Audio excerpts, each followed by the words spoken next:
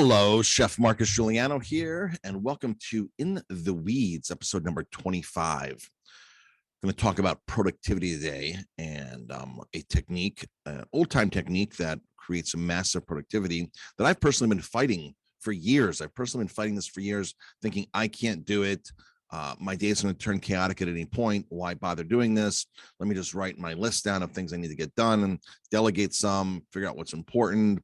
I've had several different systems over the years, but I've never done this one particular thing that has transformed my last 3 to 4 weeks. I'm going to talk about that. First off, if you need tips to run a restaurant, or any business for that matter, go to 50mistakes.com, 50mistakes.com. There you will find a ton of free resources. The book right behind me, if you're watching this, 50mistakes.com is also available from there for free. Hit the link and we will send that out to you for free. Just pay shipping. And my new book is coming out by the end of this year, 2021. About COVID and restaurants and how to totally crush it during COVID, pandemics, crush it during any pandemic and beyond. So check out that book. Everyone Still Has to Eat, it's called. And I'll talk about my 2 best years ever in the restaurant industry during COVID. So, in fact, we just made Yahoo News about that. An article was published to Yahoo News about our success during COVID. So I'm sharing all of those secrets and tips. They're not really secrets or tips, they're execution things. There's about 20 in all total there that I am sharing. So if you are ever in New York, 90 miles north of New York City in the Catskills and Hudson Valley, come visit me at my restaurant, Aroma Time Bistro. Been here since 2003. Come check me out. That's my home base. If you ever want to travel with us, VIPwineryvacations.com. We take you to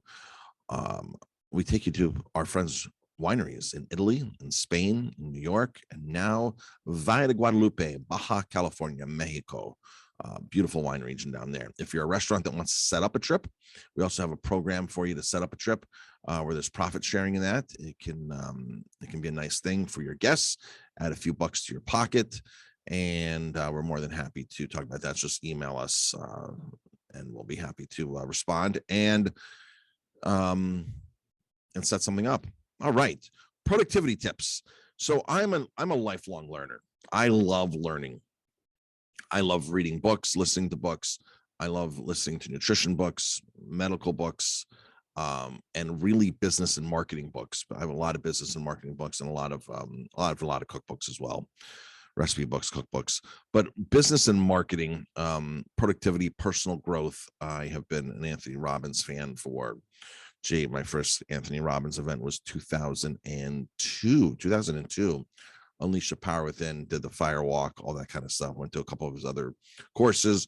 I've had one of his coaches for a while. I've had business coaches, had personal coaches, and I am, like I said, a lifelong learner.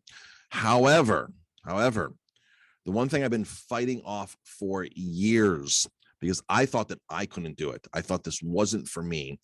And because, especially if you're a restaurant owner, we all know if you're a restaurant owner, your day can go chaotic at any point. Your day can change, move around, salesperson can walk in the door, plumbing can break, things can happen that will pull you in every single direction. And the first time I ever tried this technique, which is called time blocking, literally going down on your calendar and saying at 9 o'clock you're doing this, at 9:30 you're doing this, at 10:30 you're doing this, at 12 o'clock you're doing this, at 1:30 you're doing this, and 2:30 this, and 3:30 this, and 4:30 this, 5:30, so whatever it is, whatever those time frames are. That right there, I tried to do several years ago. Here's my downfall, and I'm doing it now, and here's why it's a success right now. All right, so prior to this last attempt, which has been very successful, I would get too specific. I would overwhelm myself and get way too specific to make it work. And then I would get upset when it didn't work. So if I'm supposed to be doing something at 12:30, a task, and a salesman shows up at 12:20, I'd get upset and I'd be like, I've got to follow my schedule. And I was on such a tight, complex schedule because I thought doing that would create more productivity.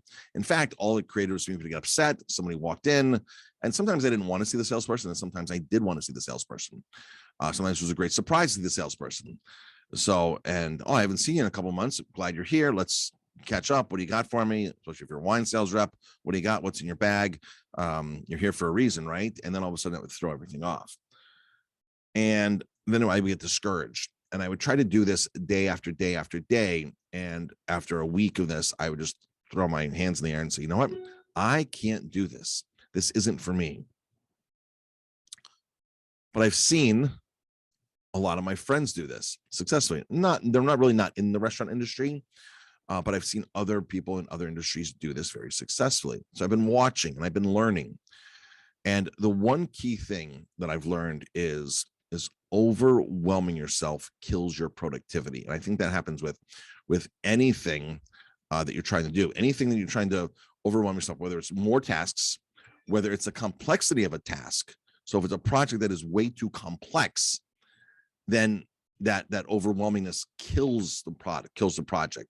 If you put too much on your to-do list for the week, like if you start out Monday morning or Sunday night and you write down 50 things on your to-do list, and you wake up Monday, get to your office, and you're like, oh my gosh, I got 50 things. Like, where do I start? Let me pick at this piece. Let me pick at this piece. And this is a small thing I get done. And all of a sudden, you're like just juggling things. If you're like me, I'm a starter. I love to start things. I don't enjoy finishing things. Which means I have great ideas. I'm creative.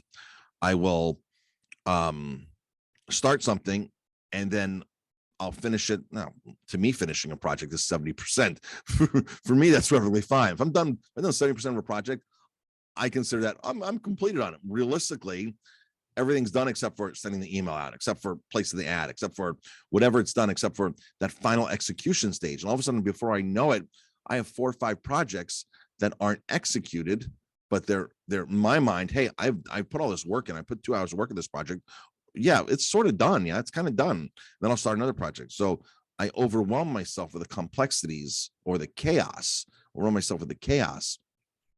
I never finish. So I just know that I'm the person that needs to team up sometimes with somebody or delegate the rest of the project out. So I will start it. And then to get to the stage, I'll delegate it, or I'll have my wife start to finish it because she's a great finisher. She's a fantastic finisher. The starter. So I have no problem doing that. So if I team up with her or somebody else, I can get the job done. However, again, there's a lot of things on my list that just are now overwhelming because I have 50 things on. And I'm thinking, a lot of people think that because I write or because you write all these things down, you're going to be productive. And I find this with most restaurant owners. They're unless you stick to a strict schedule or have a structure, then you're going to fail at a lot of these. So my latest attempt at time blocking has been going on for 2 weeks. And here's what I do. I don't do it every day. All right. Because if I try to do it on Saturdays and Sundays and other days that I'm sort of here, sort of not here, this and that, I feel it's too much overkill. It's too complex to do it for me every day. So I take my most important days, like what days really matter for me. And for me, it's Monday and Tuesdays are my 2 most important days that time blocking, that my schedule, that time management matters. All right. Just like if you have a menu dish, your menu, if you're like, well, where do I start for my food costs? Well, you start with your highest volume selling dishes for your food costs, right?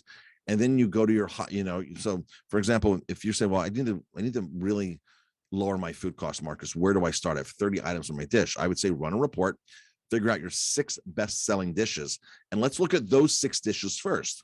And if we can tweak the steak, the salmon, and maybe the soup and something else, maybe we can tweak those and raise the prices on those, understand what we're paying for those, maybe lower the price on those to create more volume because it's such a great margin maker, but you're not selling enough of them compared to the number 1 dish.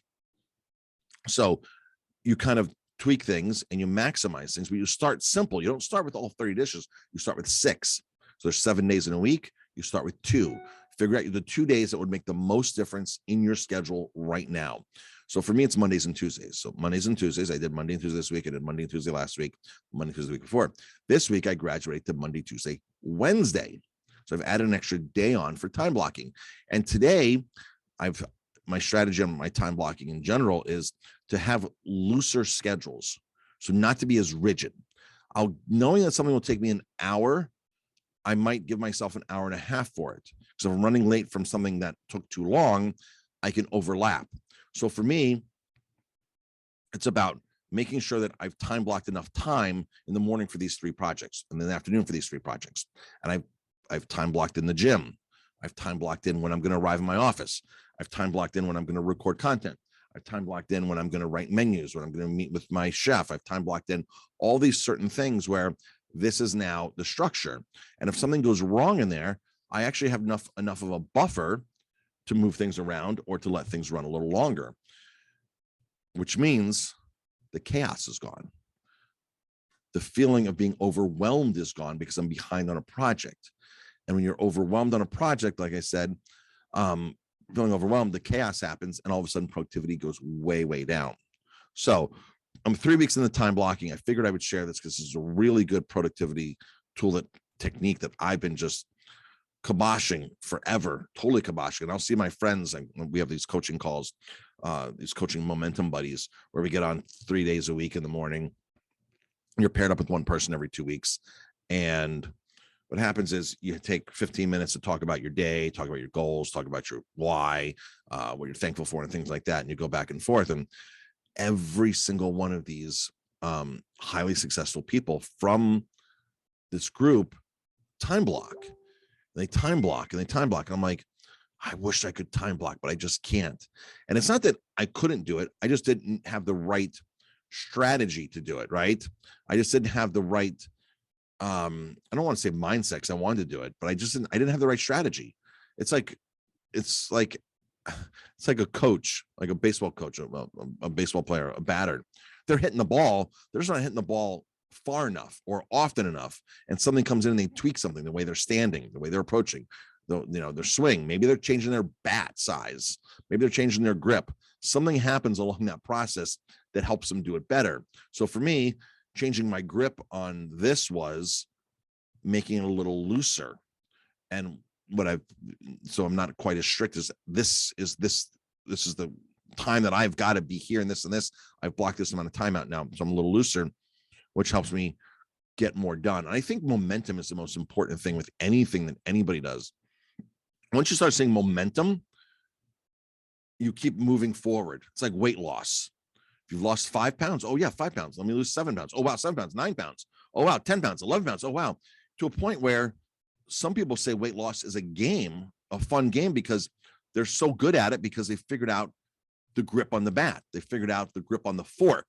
They figured this out. So for them, it becomes now all of a sudden a game where the weight just comes off. And I've heard people say this, yeah, weight loss can be a game if you've got the right technique. So now, because the momentum is key to this, you've got to start somewhere.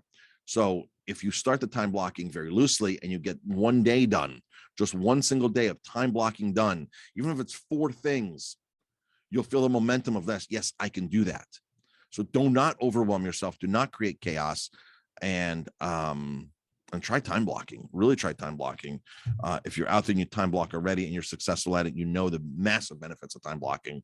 So that is it. So thanks everybody for tuning in. In the Weeds is meant to help business owners. At first, I started out doing all interviews. Now I've transformed to me talking. So it's just a combination of business tips, other minds, and just sharing our success and our stories in the restaurant industry.